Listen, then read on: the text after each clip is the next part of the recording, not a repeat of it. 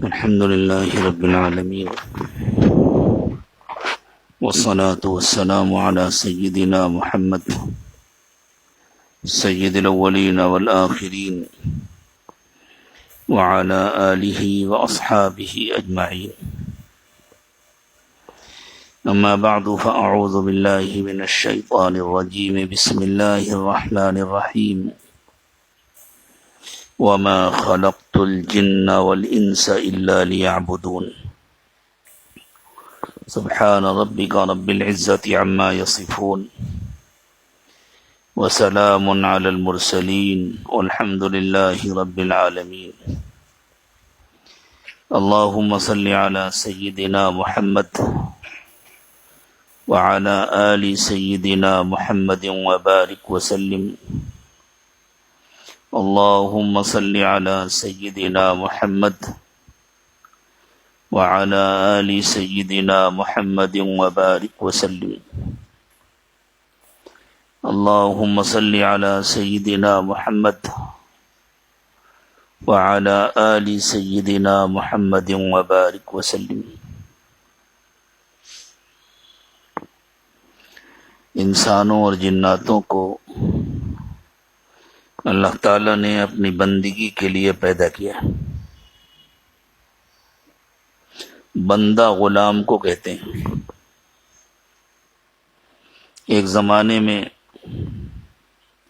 دنیا میں انسانوں کی خرید و فروخت ہوتی تھی،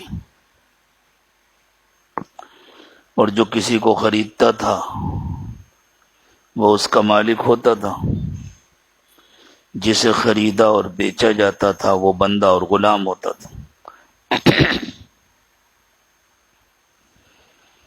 ایک مرتبہ کوئی دولت مند آدمی تھا، شوقین قسم کا آدمی، غلاموں کے بازار میں گیا تو اس نے دیکھا کہ ایک غلام بک رہا ہے اور اس کی بہت زیادہ قیمت بتلائی جا رہی ہے. عام طور سے جتنی قیمتیں ہوتی ہیں اس سے بہت بڑھ کر، جیسے بقرعید کے زمانے میں بکرے بکتے ہیں تو ایک قیمت ہوتی ہے معمول کی کہ بھئی اتنا بڑا، اتنا تندرست، اتنا وزنی بکرا 20,000 کا ہے، 25,000 کا ملتا ہے. تو کبھی 1,500 اوپر نیچے ہو جاتا ہے، کچھ بھاؤ تاؤ کر لیتے ہیں لوگ. لیکن اب جو بکرے 20,000 اور 25,000 کے بکتے ہیں اس کی قیمت لگ رہی ہو بازار میں، اس کا اعلان کیا جا رہا ہو یہ 50,000 کا ہے، 60,000 کا ہے، تو ہر آدمی کو حیرت ہوگی کہ اتنا مہنگا کیوں ہے، 2 گنا کیوں قیمت ہے. تو اس زمانے میں عام طور سے غلام جتنے کے بکا کرتے تھے اس سے 2 گنا سے زیادہ قیمت کا اعلان ہو رہا تھا کہ اس غلام کی اتنی قیمت ہے، اس کے اوپر قیمت لگائی جائے جس کو لینا ہے. تو اس آدمی کو تعجب ہوا. لیکن بعض شوقین لوگ ہوتے ہیں، ان کے شوق عجیب قسم کے ہوتے ہیں. اسے خیال آیا کہ اگر میں اس غلام کو خرید لوں گا تو پورے شہر میں میرا نام ہوگا کہ اتنا مہنگا غلام فلاں سیٹ نے خریدا. تو اس نے خرید لیا، لے کے گھر چلا. تو خیال آیا بھئی اتنا مہنگا غلام ہے تو ذرا معلوم تو کریں کھانا کیا کھاتا ہے، کیسے کمرے میں رہتا ہے، کچھ وی آئی پی قسم کا ٹریٹمنٹ کرنا پڑے گا. لیکن اب معلوم کیسے کریں، اس کا نام ہی نہیں معلوم تھا. تو اس خریدنے والے نے کہا کہ بھائی تمہارا نام کیا ہے؟ تو اس نے کہا میرا نام، میرا کوئی نام نہیں ہے، آپ میرے مالک ہیں، آپ میرا جو نام رکھ دیں. اس نے کہا بھائی میرے خریدنے سے پہلے بھی تو تم اس دنیا میں تھے، زندگی گزارتے تھے، تو تمہارا کوئی نام تھا؟ اس نے کہا ہاں تھا تو، لیکن وہ میرا تھوڑی تھا، آپ سے پہلے جو مالک تھا اس نے میرا نام رکھا ہوا تھا. اب جب اس نے بیچ دیا، اس کا اختیار ختم ہو گیا، تو اس کا رکھا ہوا نام بھی ختم ہو گیا۔ اب آپ مجھے بتلائیں کہ آج سے میرا کیا نام ہے؟ اس سوچ میں پڑ گیا کہ ٹھیک ہے، آج سے تمہارا نام عبداللہ ہے۔ اب بہتر، جب تک آپ میرے مالک ہیں اس وقت تک میرا نام عبداللہ ہے۔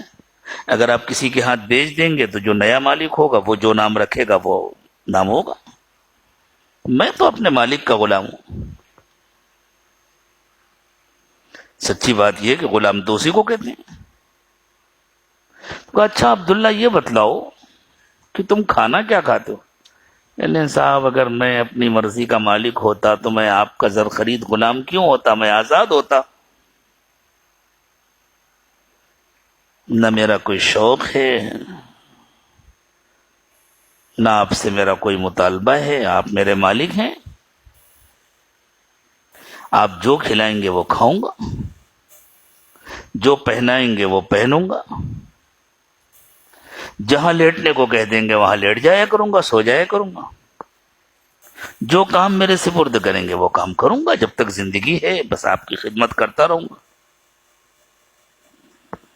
تو اس نے کہا بھائی عبداللہ، میں نے تو تم کو مہنگا سمجھ کے خریدا تھا، لیکن تم تو بڑے سستے ہو۔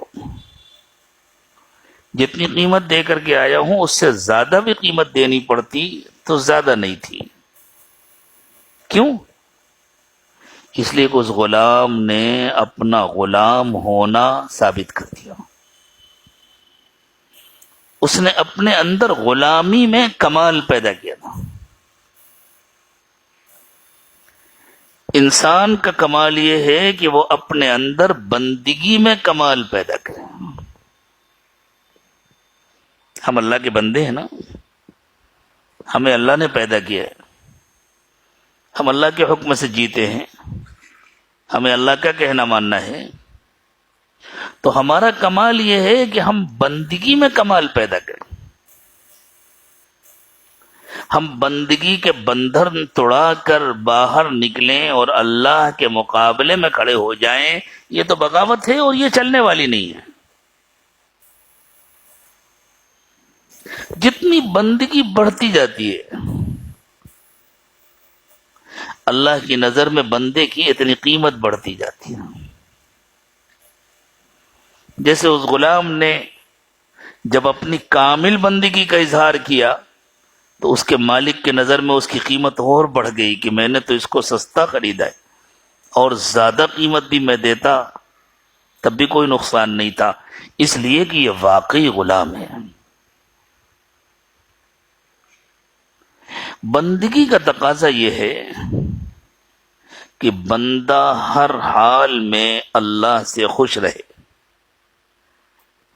اور ہر حال میں اللہ کا کہنا مانے۔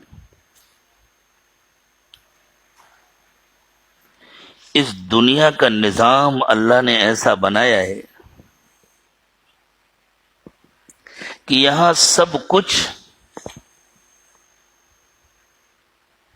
ہماری مرضی کے موافق نہیں ہو سکتا، ہو ہی نہیں سکتا۔ کسی کے پاس بے حساب دولت آ جائے، کسی کے پاس بے حساب اقتدار آ جائے، بہت اچھی صحت ہو، بہت زبردست جوانی ہو، طاقت ہو، قوت ہو، بڑے تعلقات ہوں، بڑے اثرات ہوں، اس کے باوجود سب کچھ اس کی مرضی کے مطابق ہو ہی نہیں سکتا۔ یہاں ایک کام اگر مرضی کے مطابق ہوگا تو 9 کام مرضی کے خلاف ہوں گے۔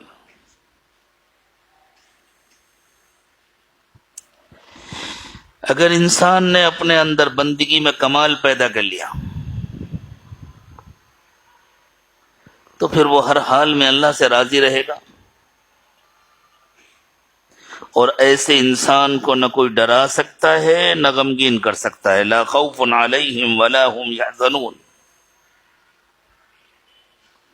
جس نے اپنے اندر بندگی میں کمال پیدا کر لیا وہی اللہ کا دوست بن جاتا ہے، وہی اللہ کا ولی ہو جاتا ہے۔ تو اللہ نے فرمایا الا ان اولیاء اللہ لا خوف علیہم ولا هم يحزنون.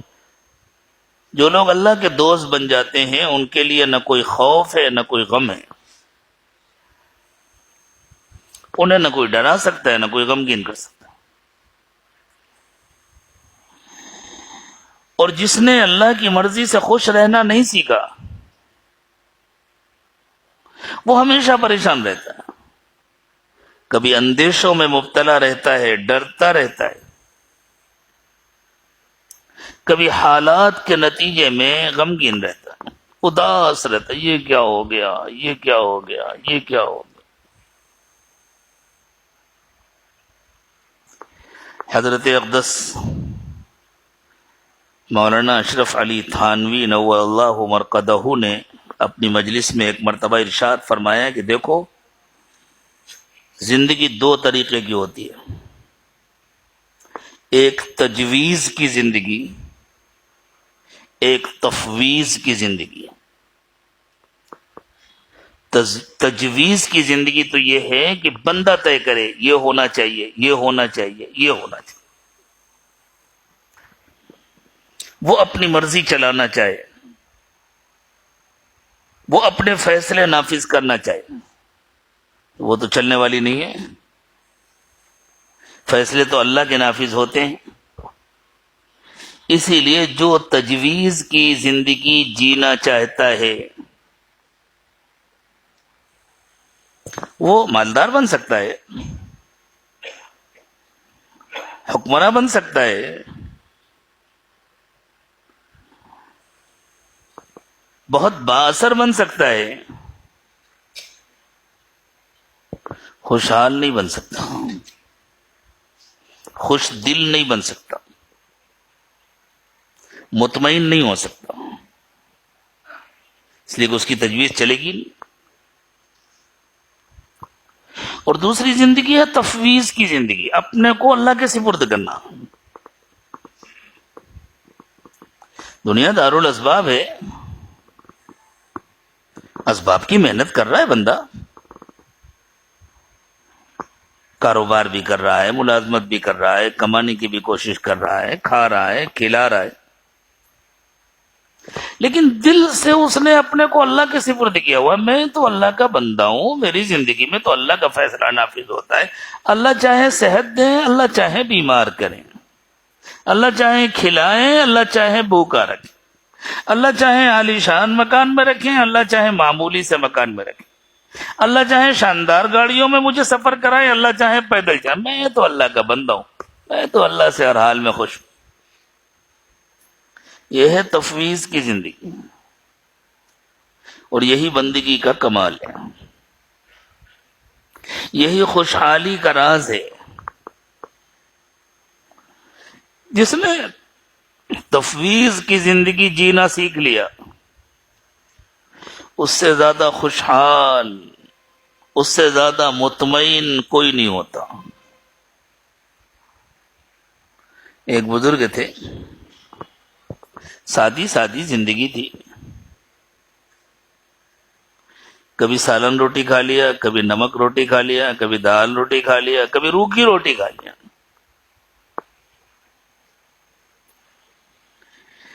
کبھی بستر مل گیا، کبھی زمین پر لیٹ گئے. ایک مرتبہ فرمانے لگے اپنی مجلس میں کہ اگر بادشاہوں کو پتہ چل جائے کہ ہم لوگوں کے دلوں میں کتنا سکون ہے، کتنا اطمینان ہے، تو وہ اس نعمت پر قبضہ کرنے کے لیے اپنی فوجیں لے کر ہم لوگوں پر چڑھائی کر دیں. لیکن یہ نعمت فوجوں کے ذریعے نہیں ملتی، یہ نعمت دولت کے ذریعے نہیں ملتی، یہ نعمت اپنے دل کو بنانے سے ملتی. آدمی یوں ہی طے کر لے کہ میں آج سے تفویض کی زندگی گزاروں گا، تو ایسا نہیں ہوتا. جیسے آپ نے سائیکل چلانی نہیں سیکھی، پیسے آ گئے ماشاءاللہ، تو آپ نے کل سے میں سائیکل چلاؤں گا. آپ دکان جا کر اچھی سے اچھی مہنگی سے مہنگی سائیکل خرید سکتے ہیں. ہم نے تو سنا اس زمانے میں بعض سائیکلیں موٹر سائیکلوں سے بھی زیادہ مہنگی ملتی ہیں، جن کو لوگ صبح تفریح کے لیے اور اپنے ورزش کے لیے استعمال کرتے ہیں. تو آپ قیمتی سائیکل خرید سکتے ہیں لیکن چلا تو نہیں سکتے نا. چلانے کے لیے تو اس کو چلانا سیکھنا پڑے گا، مشق کرنا پڑے گا. جس نے موٹر سائیکل اسکوٹر چلانا نہیں سیکھا وہ اسکوٹر خرید سکتا ہے، مالک بن سکتا ہے، چلا نہیں سکتا. چلانے کے لیے تو مشق کرنی پڑے گی. بغیر مشق کے چلائے گا تو سائیکل اوپر خود نیچے، اور ہاتھ پیر سلامت رہے تو اس کی قسمت. اور جب مشق ہو جاتی ہے اس کے بعد ہم نے دیکھا ہے بچوں کو، بلکہ خود بھی کیا ہے بچپن میں، پیر اٹھا کر ہینڈل کے اوپر، ہاتھ دونوں سر کے اوپر، سائیکل چل رہی ہے. پیروں سے ہینڈل کو کنٹرول کرنا ہے، سائیکل چل رہی ہے. بس اوقات بعض بچے تو سیٹ کے اوپر کھڑے ہو جاتے ہیں. کیسے کیسے تماشے ہوتے ہیں. سیکھنا پڑتا ہے نا. تو جس طرح سیکھے بغیر آدمی سائیکل خرید سکتا ہے لیکن چلا نہیں سکتا، اسی طرح دل پر محنت کیے بغیر آدمی کہہ سکتا ہے زبان سے کہ میں آج سے اللہ کا بندہ ہوں، بن نہیں سکتا. بندہ بننے کے لیے محنت کرنی پڑتی ہے، اور کافی محنت کرنی پڑتی ہے. ڈرنے کی ضرورت نہیں ہے، جو محنت کرتا ہے اللہ اسے بنا دیتے ہیں. اور بنے بغیر کام چلے گا نہیں. جسے کامیابی چاہیے اسے بننا پڑے گا، اپنے آپ کو بنانا پڑے گا، محنت کرنی پڑے گی. بنے بغیر کام نہیں چلے گا. کوئی شیخ کا بیٹا ہو، عالم کا بیٹا ہو، مفتی کا بیٹا ہو، فقیہ کا، محدث کا، مفسر کا، لیکن اپنے دل پر محنت نہ کرے تو خود کچھ نہیں بن پائے گا. جیسے کوئی سرکس میں سائیکل کے تماشے دکھاتا ہو اور اس کا بیٹا نہ سیکھے تو سائیکل چلا بھی نہیں پائے گا. تماشا دکھانا، کھیل کرنا تو دور کی بات ہے، سیدھے سیدھے بھی نہیں چلا پائے گا. ہر ایک کو الگ سیکھنا پڑتا ہے. کوئی ملک کے سب سے بڑے تیراک کا بیٹا ہو اور تیراکی نہ سیکھے تو جس دن پانی میں اترے گا ڈوب جائے گا. خود سیکھنا پڑتا ہے. تیراک کا بیٹا ہونا کافی نہیں ہے، خود قانون کی ڈگری لینی پڑتی ہے. وکیل کا بیٹا ہونا کافی نہیں ہے، خود میڈیکل کی ڈگری لینی پڑتی ہے. ڈاکٹر کا بیٹا ہونا کافی نہیں ہے. اسی طرح ہر ایک کو اپنے دل پر خود محنت کرنی پڑتی ہے. کسی ولی کا بیٹا ہونا کافی نہیں ہے، بلکہ نبی کا بیٹا ہونا بھی کافی نہیں ہے. ابو الانبیاء ہیں، ابو الانسان ہیں حضرت نوح علیہ الصلوۃ والسلام. بعد کے تمام انسانوں کے باپ ہیں نا حضرت نوح، لیکن ان کے بیٹے نے کہنا نہیں مانا تو جہنم میں چلا گیا. ابو الانبیاء ہیں حضرت ابراہیم علیہ الصلوۃ والسلام، ان کے باپ نے کہنا نہیں مانا تو جہنم میں چلا گیا. تو بندگی کامیابی کا راز ہے، بندگی خوشحالی کا راز ہے. لوگ خوشحالی دولت کی فراوانی میں تلاش کرتے ہیں. دولت ہماری ضرورت ہے، جب تک ضرورت کے بقدر رہے اچھی ہے، اس کے بعد وہ فضول سی چیز ہے، بلکہ اور زیادہ ہو تو مصیبت بن جاتی. اصل میں کھانا ہماری ضرورت ہے، پہننا ہماری ضرورت ہے، رہنے کے لیے مکان ہماری ضرورت ہے، سفر کرنے کے لیے سواری ہماری ضرورت ہے. پیسہ ہماری ضرورت نہیں ہے. اس خیال کو درست کرنا چاہیے. پیسہ انسان کی ضرورت نہیں ہے، کھانا انسان کی ضرورت ہے. پیسے کے ذریعے کھانا خریدا جاتا ہے، اس لیے اتنا پیسہ ضرورت کا ہے جس سے ہم کھانا خرید سکیں. لباس ہماری ضرورت ہے، پیسہ نہیں ضرورت ہے، اس لیے پیسے کو نہیں پہن سکتے. پیسے کے ذریعے لباس خریدا جاتا ہے، مکان ہماری ضرورت ہے، ہم پیسے میں نہیں رہ سکتے، پیسے کے ذریعے مکان خریدا جاتا ہے، زمین خریدی جاتی ہے، علاج ہماری ضرورت ہے، بیمار ہو گئے تو دوا ہماری ضرورت ہے، پیسہ نہیں کھا سکتے، نوٹ کی گولی بنا کر کے کیپسول کی طرح نکل لیں اور مسئلہ بڑھ جائے گا، پیسے کے ذریعے دوا خریدی جاتی ہے۔ تو جتنے پیسے سے ضرورتیں پوری ہوں اتنا پیسہ تو اللہ کی بڑی نعمت ہے۔ اس کے بعد جب انسان اس سے زیادہ پیسے کے چکر میں پڑتا ہے تو وہ پیسے کا غلام بن جاتا ہے۔ جب تک ضرورت کے مطابق رہے پیسہ اس کا غلام رہتا ہے، ورنہ بعد میں وہ پیسے کا غلام بن جاتا ہے اور ایک حوث ہو جاتی ہے، کسی کام کا نہیں۔ جو ضرورت سے زائد ہے کس کا، یہ خرید لیا وہ خرید لیا وہ خرید لیا، اس کو کیا ملا؟ ایک آدمی ایک ہی مکان میں رہے گا نا، 50 مکان خرید لے، 500 مکان خرید لے، رہے گا تو ایک ہی مکان، ایک وقت میں ایک ہی خوراک کھانا کھائے گا نا، چاہے جتنی دولت اس کے بعد جمع ہو اس سے زیادہ تو کھائے گا نہیں، اور زیادہ کھائے گا تو بیمار ہو جائے گا۔ ایک وقت میں ایک ہی سوٹ پہنے گا، اب ایک سوٹ پہنا ہوا ہے اس کے بعد الماری میں دوسرا نہیں ہے تو کیا فرق پڑتا ہے، اور 10,000 سوٹ ہیں تو کیا فرق پڑتا ہے، پہنے گا تو ایک ہی۔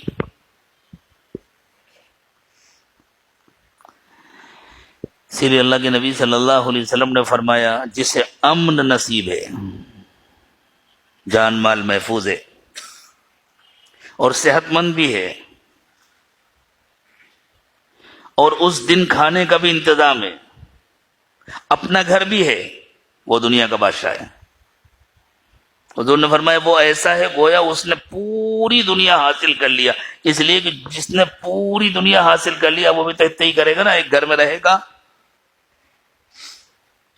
ایک دن میں جتنا وہ کھائے گا اتنا یہ کھائے گا، وہ بھی ایک جوڑی کپڑا پہنے گا، یہ بھی ایک جوڑی کپڑا پہنے گا، صحت بھی ہے اس کے پاس، کوئی بیماری بھی نہیں اور امن بھی ہے، کوئی خطرہ بھی نہیں، بادشاہ ہے وہ۔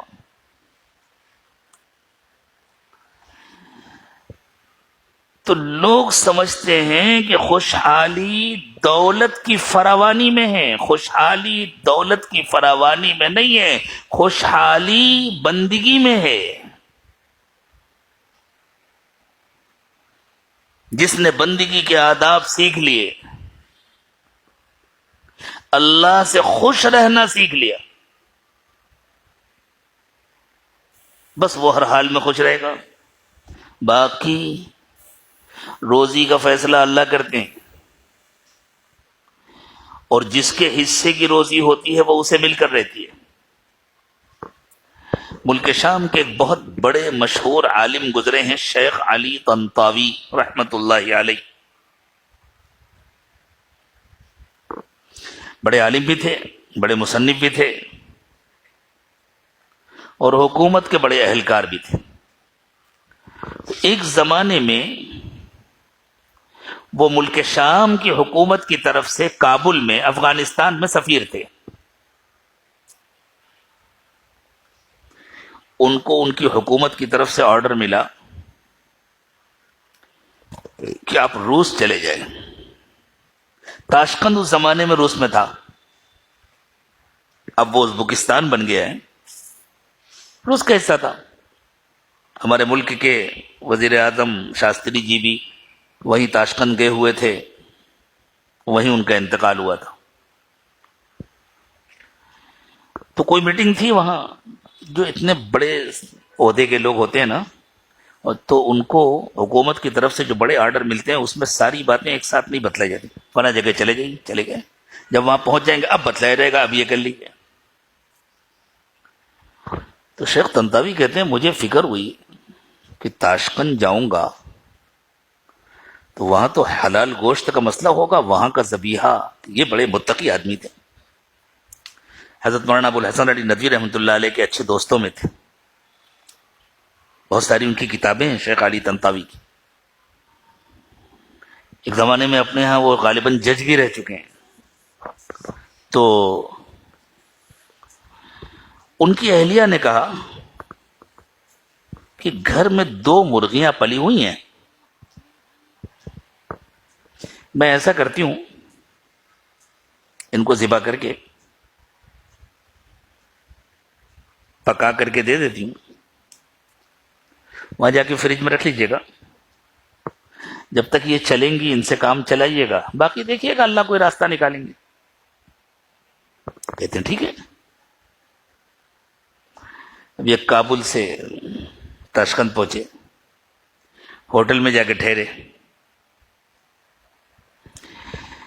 وہاں تاشقند میں کوئی بڑے شیخ تھے، انہوں نے ان کی دعوت کر دی، آپ کی میرے گھر میں دعوت ہے، تو برقی نکالنے کی ضرورت نہیں پڑی۔ کہتے ہیں ان کے ہاں دعوت میں جانے کے لیے میں ہوٹل سے نیچے اترا تو ایک غریب عورت پر میری نظر پڑی جس کے ساتھ 2-3 بچے تھے، وہ بہت پریشان حال لگ رہی تھی۔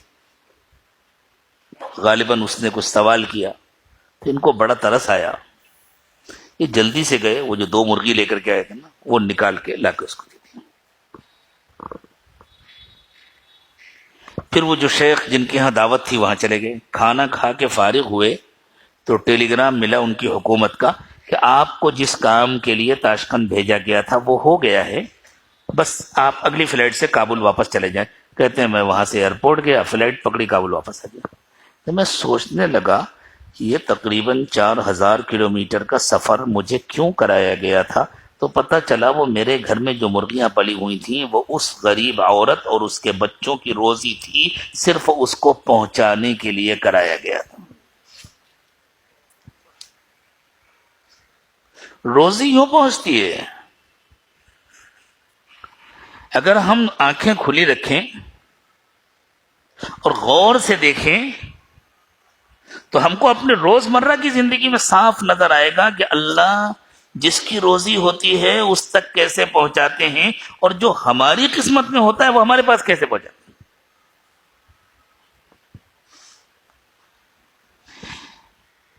ایک بچہ ذرا سا جوان ہو رہا تھا، تو بچے تھوڑی سی شرارت بھی کرتے ہیں، اور عمر کا تقاضا ہوتا ہے اگر بدتمیزی نہ کریں تو شرارت اچھی لگتی ہے۔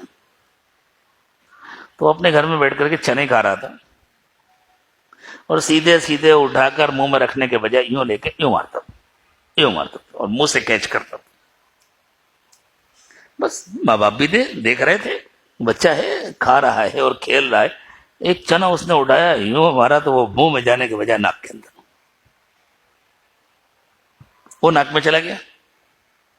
اب جب ناک میں چلا گیا تو کیا کرے گا آدمی؟ اس کو ہاتھ لگائے گا نا، ہاتھ لگایا تو اور اوپر چڑھ گیا، اس کو اور زور سے ہاتھ لگایا اور اوپر جا کے پھنس گیا۔ اب اس کی حالت خراب، ماں باپ گھبرا گئے کیسے نکالیں، اوپر سے دبانے کی کوشش کر رہے ہیں تو اتنا سخت درد ہو رہا ہے کہ دبا نہیں سکتے، فوراً لے کر کے بھاگے ڈاکٹر کے پاس۔ ڈاکٹر نے صورتحال دیکھی، اب اس زمانے میں ساتھ ساتھ حکیموں کا گھر، وہاں مرغیاں پلی ہوئی، مرغے پلے ہوئے کھیل رہے، حکیم صاحب نے جو دیکھا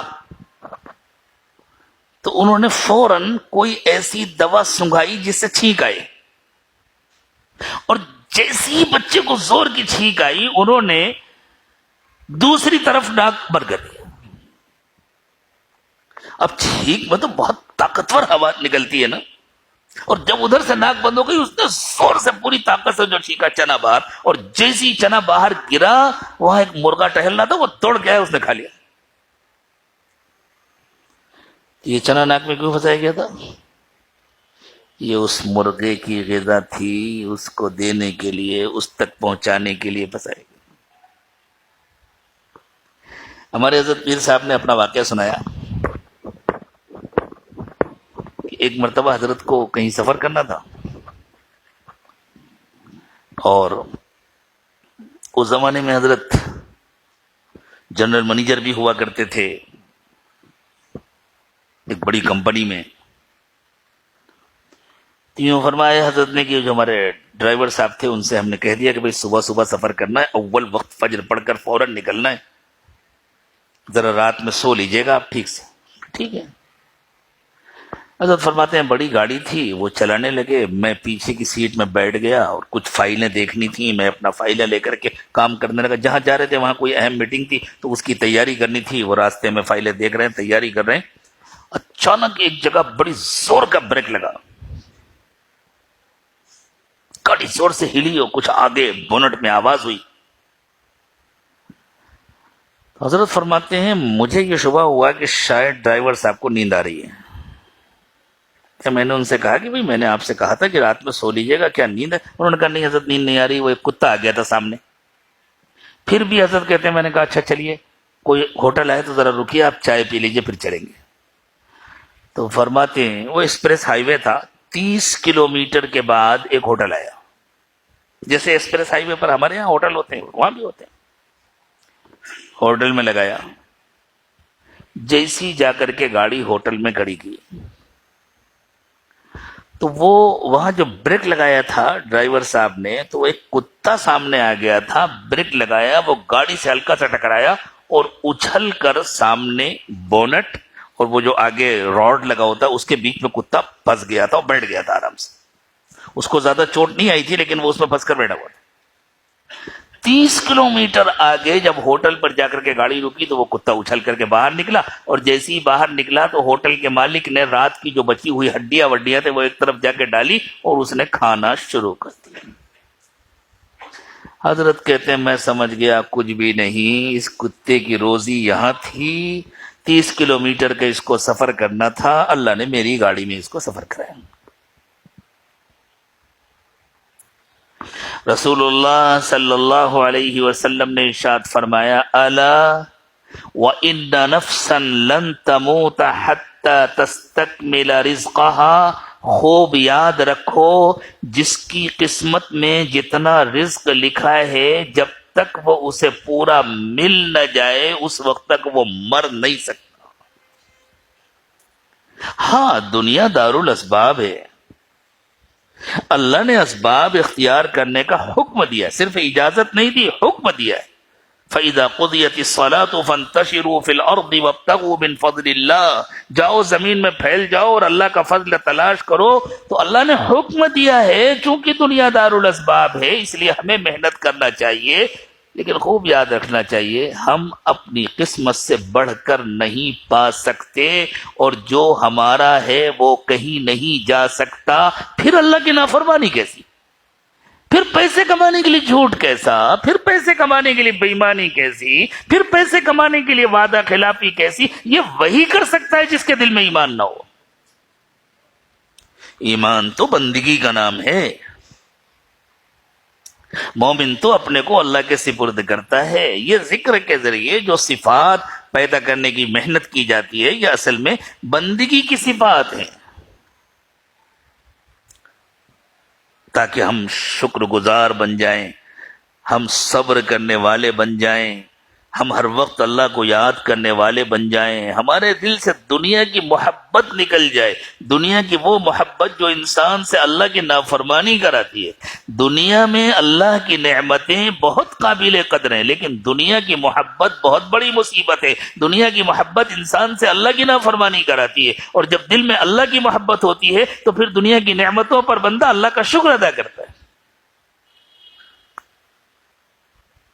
اس کے لیے ہم محنت کریں, مجاہدہ کریں, اور پھر ہمارے اندر تفویض کی صفت آ جائے کہ ہم اپنے کو اللہ کے حوالے کر دیں, اور اس تفویض کے نتیجے میں جو نعمت ملتی ہے اس کا نام ہے رضا بالقضاء, کہ پھر بندہ ہر حال میں اللہ کے فیصلے سے خوش رہتا ہے, مطمئن رہتا ہے. اور جس کو یہ نعمت مل گئی اور جس نے اللہ کے ہر فیصلے سے خوش رہنا سیکھ لیا, ساری دنیا مل کر اس کی خوشی اس سے نہیں چھین سکتی. ساری دنیا مل کر اسے غمگین نہیں کر سکتی, ساری دنیا مل کر اسے ڈرا نہیں سکتی. حضرت موسیٰ علیہ السلام کے مقابلے میں جو جادوگر آئے تھے وہ تو فرعون کے بلانے سے آئے تھے نا, وہ تو فرعون کے لوگ تھے, حضرت موسیٰ کے لوگ تو نہیں تھے. لیکن جب مقابلہ ہوا وہ فنکار لوگ تھے, اور جو فنکار ہوتا ہے وہ فوراً سمجھ جاتا ہے میرے فن کی حدیں کہاں تک ہیں, اس سے آگے تو کچھ اور چیز ہے. تو انہوں نے فوراً بھانپ لیا کہ بھئی یہ جادو نہیں ہے, یہ تو معجزہ ہے. وہ اس زمانے کے سب سے بڑے جادوگر تھے، ان کو پتا تھا. فرعون کو تو شبہ ہو سکتا تھا کہ یہ بھی جادو ہے، یہ بھی جادو ہے، لیکن ان کو پتا چل گیا نہیں، یہ جادو نہیں ہے. جیسے ڈاکٹر جانتا ہے میڈیکل سائنس کی حد کہاں تک ہے، آخر میں ڈاکٹر کہہ دیتے ہیں بھائی اب تو دعا کیجئے، اب تو اللہ ہی بچائیں گے. جب تمہاری دوا سے فائدہ ہو رہا تھا تب بھی اللہ ہی بچاتے تھے. ایسا تھوڑی کہ جب تک تمہاری دوا سے فائدہ ہو رہا تھا تو اللہ نہیں بچا رہے تھے، تم بچا رہے تھے. لیکن ہر ایک کو معلوم ہے بھائی ایک حد ہے، میڈیکل سائنس کی ایک حد ہے. ایک طاقتور پہلوان جانتا ہے میری طاقت کی ایک حد ہے، اگر اس کے آگے بھی کچھ ہو رہا ہے تو وہ کسی اور کے کرنے سے ہو رہا ہے. تو جب ان لوگوں کو یقین ہو گیا کہ یہ تو اللہ کی قدرت ہے، حضرت موسیٰ علیہ الصلوۃ والسلام کے ساتھ اللہ کی مدد ہے اور یہ تو کھلا ہوا معجزہ ہے، تو جادوگر ایمان لے آئے.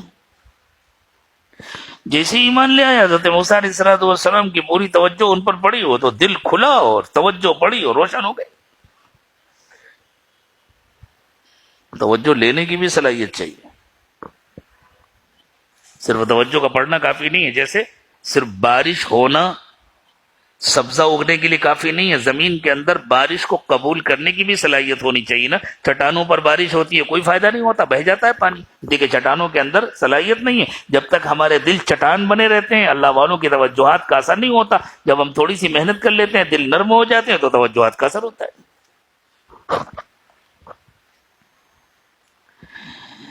اب جب جادوگروں نے کلمہ پڑھ لیا تو فرعون نے ان کو ڈرایا، اچھا تم بھی مل گئے موسیٰ کے ساتھ، میرے خلاف سازش کا حصہ بن گئے. لَأُقَطِّعَنَّ أَيْدِيَكُمْ وَأَرْجُلَكُمْ مِنْ خِلَافٍ ثُمَّ لَأُصَلِّبَنَّكُمْ أَجْمَعِينَ.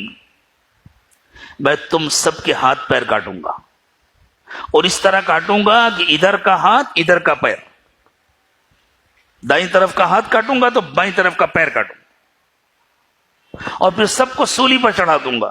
سولی ایک تختہ ہوتا تھا جس پر باندھ دیا جاتا تھا انسان کو، اور پھر مار کر کے اس کی لاش کو اسی میں لٹکا ہوا چھوڑ دیا جاتا تھا تاکہ وہ دوسروں کے لیے نشان عبرت بن جائے.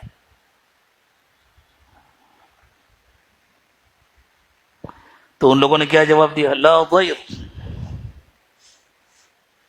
آج کی زبان میں نو پرابلم، کوئی مسئلہ نہیں ہے، سب چلتا ہے. فَاقْضِ مَا أَنْتَ قَاضٍ، جو کرنا ہے کر لے. انما تقضی هذه الحیات الدنیا، تو جو کچھ کرے گا وہ اس دنیا کی زندگی میں کرے گا. ہم نے اپنے اللہ کو پہچان لیا، ہمیں اللہ کے پاس جانا ہے. تو نہیں مارے گا تب بھی تو مرنا ہے نا وقت پر. اگر کوئی کسی کو نہیں مارے تب بھی تو موت آئے گی، اور موت کا وقت مقرر ہے، کسی کے مارنے سے بھی وقت سے پہلے نہیں آئے گی. انا الی ربنا منقلبون، یہ سب انہی کے جملے ہیں جن کو قرآن نے نقل کیا الگ الگ موقعوں پر ہے. ہمیں ویسے بھی اپنے رب کے پاس جانا ہے. تیرے مارنے سے جائیں گے تو شہادت مل جائے گی اور بڑی کامیابی ملے گی. اب بتلائیے فرعون ان کو ڈرا سکا؟ ان کو خوف میں مبتلا کر سکا؟ فرعون نے ایسے ہی کیا، ان کے ہاتھ پیر کاٹے، ان کو سولی پہ چڑھایا، لیکن کون کامیاب ہوا کون ناکام ہوا؟ وہ تو کامیاب ہوئے، ناکام تو فرعون ہوا. جس نے اللہ سے راضی رہنا سیکھ لیا، جس نے ہر حال میں اللہ کا کہنا ماننا سیکھ لیا، جس نے اپنے اندر عبدیت کا کمال پیدا کر لیا، یہی اصل کمال ہے. بڑا بننا کمال نہیں ہے، اللہ کے سامنے چھوٹا بننا کمال ہے. جس نے اپنے اندر عبدیت کا کمال پیدا کر لیا اسے دنیا میں نہ کوئی ڈرا سکتا ہے، نہ دھمکا سکتا ہے، نہ اس کا کوئی نقصان کر سکتا ہے، نہ اس کو غمگین کر سکتا ہے. اور آخرت میں اس کو کیا ملے گا وہ تو دیکھنے والے دیکھیں گے. اللہ ہم سب کو نصیب فرمائے.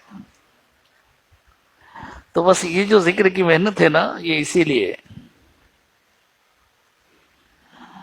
آدمی اچھی زندگی چاہتا ہے، خوشحالی کی زندگی چاہتا ہے، پھر ذہن میں رکھیں خوشحالی دولت کی فراوانی میں نہیں ہے، خوشحالی اللہ کو راضی کرنے میں۔ ہاں، اللہ تنگی سے بھی ہماری حفاظت فرمائے، اللہ روزی کی تنگی سے سب کو بچائے، اللہ گھروں کی تنگی سے بچائے، اللہ صحت اور عافیت نصیب فرمائے، ضرورت کی روزی عطا فرمائے، ہر ضرورت اللہ پوری فرمائے، لیکن خوشحالی دولت کی فراوانی میں نہیں ہے، خوشحالی اللہ سے راضی رہنے میں ہے، خوشحالی بندگی میں ہے۔ بس آج کا یہی سبق ہے ہمارا۔ اللہ کرے کہ یہ سبق دلوں پر نقش ہو جائے، دلوں میں اتر جائے۔ اللہ ہماری زندگیوں کو گناہوں کی گندگیوں سے خالی کر دے، معصیت کی ذلت سے اللہ ہم سب کو بچا دے، طاعت کی عزت نصیب فرما دے۔ معصیت میں ذلت ہی ذلت ہے، جو اللہ کی نافرمانی کرے گا وہ ذلیل ہوگا۔ اللہ ایسے اسباب پیدا کرتے ہیں، کسی کو پتہ چلے یا نہ پتہ چلے، 10 کوٹھڑیوں کے اندر اندھیروں میں چھپ کر کے کوئی اللہ کی نافرمانی کرے، جو اللہ کی نافرمانی کرے گا اللہ اسے ذلیل کریں گے۔ دنیا میں اس کی قسمت میں ذلت ہے، آخرت میں اس کے مقدر میں جہنم ہے۔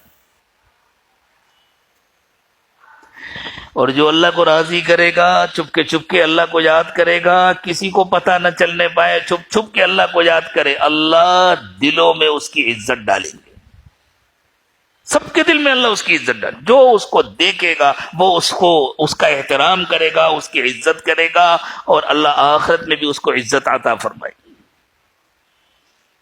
اللہ معصیت کی ذلت سے میری آپ کی سب کی حفاظت فرمائے، طاعات کی عزت نصیب فرمائے۔ ہمارے دلوں کو اللہ نے اپنی یاد کے لیے بنایا ہے،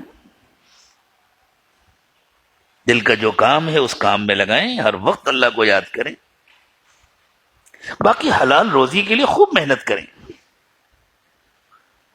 حلال طریقے سے اپنی ضرورتیں پوری کرنے کے لیے محنت کریں۔ محنت کرنا توکل کے خلاف نہیں ہے، محنت میں اتنا حد سے بڑھ جانا کہ اللہ کی نافرمانی کرنے لگنا، اللہ کا حکم توڑنے لگنا، یہ توکل کے خلاف۔ یہ سمجھنا کہ میرے کرنے سے کچھ ہوگا، یہ توکل کے خلاف ہے۔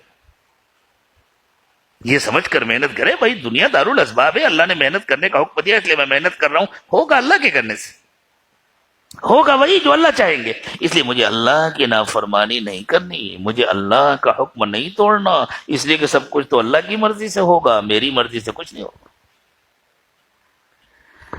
اللہ مجھے بھی توفیق دے، آپ کو بھی توفیق دے۔ اب ہم توبہ کے کلمات پڑھیں گے انشاءاللہ۔ اللہ ہم سب کو سچی پکی توبہ نصیب فرمائے۔ توبہ تو بار بار کرنا چاہیے، روز کرنا چاہیے۔ اللہ ہماری اگلی زندگی کو پچھلی زندگی سے بہتر بنا دے، آنے والے وقت کو پچھلے وقت کا کفارہ بنا دے، سچی پکی توبہ نصیب فرمائے، ہر وقت اپنی یاد اور اپنا دھیان نصیب فرمائے۔ توبہ کی نیت سے ان کلمات کو پڑھیں۔ جو لوگ سلسلے میں داخل ہونا چاہتے ہیں وہ بیعت کی نیت بھی کر لیں۔ بسم اللہ الرحمن الرحیم، لا الہ الا اللہ محمد الرسول اللہ صلی اللہ علیہ وسلم، آمنت باللہ وملائکتہ وکتبہ ورسلہ والیوم الآخر والقدر خیرہ وشرہ من اللہ تعالی والبعث بعد الموت، آمنت باللہ کما ہوا بأسمائہ وصفاتہ وقبلت جمیع احکامہ، اشہد ان لا الہ الا اللہ واشہد ان محمدا عبدہ ورسولہ، استغفر اللہ ربی من کل ذنب واتوب الیہ برحمتک یا ارحم الراحمین۔ اللہ تعالیٰ ہماری اس توبہ کو قبول فرمائے، ٹوٹنے سے اس کو بچائے۔ زندگی میں ہر کام سنت کے مطابق کرنے کی کوشش کرنا چاہیے، معمولات کی خوب پابندی کرنی چاہیے۔ سنت کے خلاف کام کر کے اپنا ہی نقصان ہوتا ہے۔ سنت کے مطابق کام کرنا ایسا ہے جیسے پیر سے بل چلنا. اللہ نے پیر کو چلنے کے لیے بنائے. اب کوئی کہے نہیں میں تو الٹا چلوں گا، سر نیچے کروں گا، ہاتھ سے چلا کروں گا، پیر اوپر کروں گا، چل پائے گا؟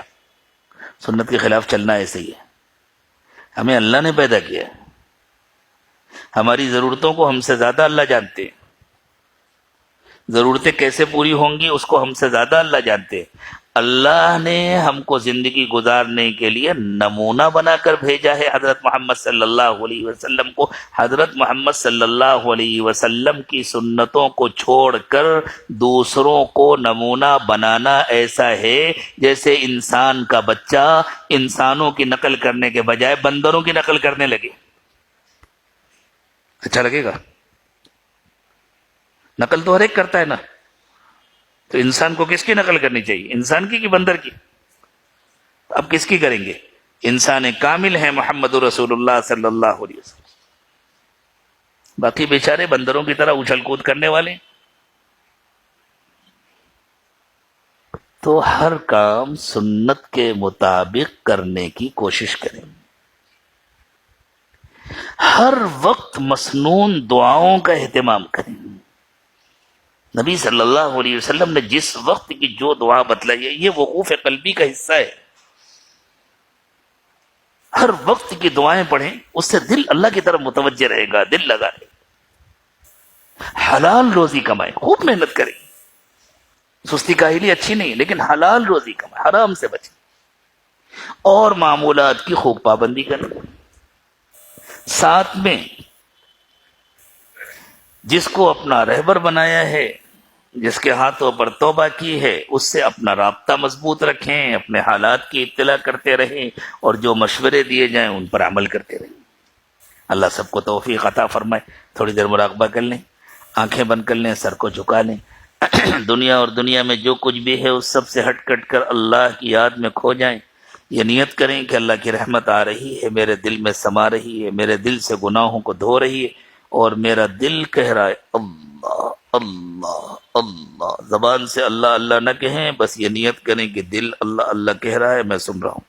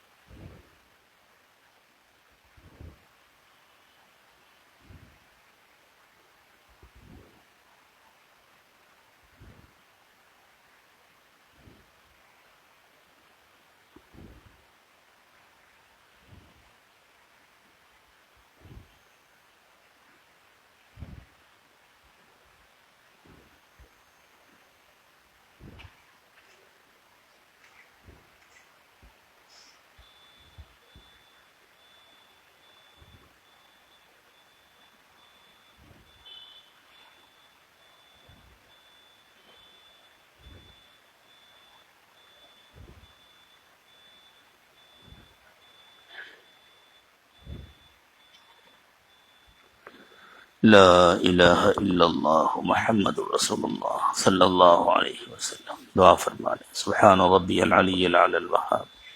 اللہم صلی علی سیدنا محمد وعلی آل سیدنا محمد وبارک وسلم. ربنا ظلمنا انفسنا وان لم تغفر لنا وترحمنا لنکونن من الخاسرین. پروردگار عالم، ہم آپ کے عاجز و کمزور بندے ہیں، ہمارے حال پر رحم فرمائیے. اللہ ہمارے دلوں کی گندگیاں دور فرما دیجیے. اللہ گناہوں کی ذلت سے بچا دیجیے. طاعات کی عزت نصیب فرمائیے. اے اللہ قیامت کے دن کی ذلت و شرمندگی سے حفاظت فرمائیے. اللہ اپنی اور اپنے چاہنے والوں کی محبت نصیب فرمائیے. اللہ کمینی دنیا کی محبت دل سے نکال دی. اللہ دنیا کی خاطر، روزی کی خاطر آپ کی نافرمانی کرنے سے ہماری حفاظت فرمائیے. اللہ جو زندگی باقی رہ گئی ہے اسے پچھلی زندگی کا کفارہ بنا دیجیے. آنے والے وقت کو پچھلے وقت سے بہتر بنا دیجیے. اللہ حلال و پاکیزہ روزی عطا فرمائیے. آرام دہ کشادہ مکانات عطا فرمائیے. صحت اور عافیت نصیب فرمائیے. بیماریوں اور پریشانیوں سے حفاظت فرمائیے. روزی کی تنگی سے حفاظت فرمائیے. لیکن اللہ دلوں کو اپنی یاد سے آباد فرما دیجیے. اللہ ہمارے ظاہر سے بہتر ہمارے باطن کو بنا دیجیے، اور ہمارے ظاہر کی بھی 100% اصلاح فرما دیجئے۔ اللہ ہمارے ظاہر کو سنتوں سے سجا دیجئے، ہمارے باطن کو اپنی یاد سے آباد فرما دیجئے۔ اللہ ہماری آخرت کو ہماری دنیا سے بہتر بنا دیجئے اور دنیا کی ضرورتیں بھی پوری فرما دیجئے۔ اللہ اٹھنے سے پہلے ہم سب کی مغفرت فرما دیجئے۔ اللہ سب کو اپنی محبت نصیب فرما دیجئے۔ اللہ دلوں پر ایک محبت کی نظر ڈال دیجئے۔ اللہ ہم کو، ہمارے گھر والوں کو، ہمارے بچوں کو، بڑوں کو، بوڑھوں کو، مردوں کو، عورتوں کو، اللہ سب کو اپنی رضا نصیب فرمائیے، سب کو اپنا قرب خاص نصیب فرمائیے، سب کو اپنی مرضیات پر چلائیے، سب کی کامل اصلاح فرما دیجئے۔ اللہ جیسے بچے آپ کو پسند ہیں ہمارے بچوں کو ایسا بنا دیجئے۔ اللہ جیسے مرد آپ کو پسند ہے ہمارے مردوں کو ایسا بنا دیجئے، جیسی عورتیں آپ کو پسند ہیں اللہ ہمارے گھروں کی عورتوں کو ایسا بنا دیجئے۔ اللہ سب سے راضی ہو جائیے۔ اللہ پوری انسانیت کو اپنی محبت اور اپنی معرفت عطا فرما دیجئے۔ اللہ سب کو جہنم کے راستے سے بچا کر جنت کے راستے پر چلا دیجئے۔ اللہ حضرت محمد صلی اللہ علیہ وسلم پر بے حساب رحمت نازل فرمائیے۔ پیارے اللہ نبی پاک صلی اللہ علیہ وسلم کے صدقے میں اپنے فضل سے، کرم سے ہماری ان دعاؤں کو قبول فرما لیجئے۔ سب کے دلوں کی جائز تمنائیں اور مرادیں پوری فرما دیجئے۔ دور قریب جن لوگوں نے بھی دعاؤں کے لیے کہا یا ان کو ہم سے اچھی توقعات ہیں، محض اپنے فضل و کرم سے ان کو ان کی توقعات سے بڑھ کر عطا فرمائیے۔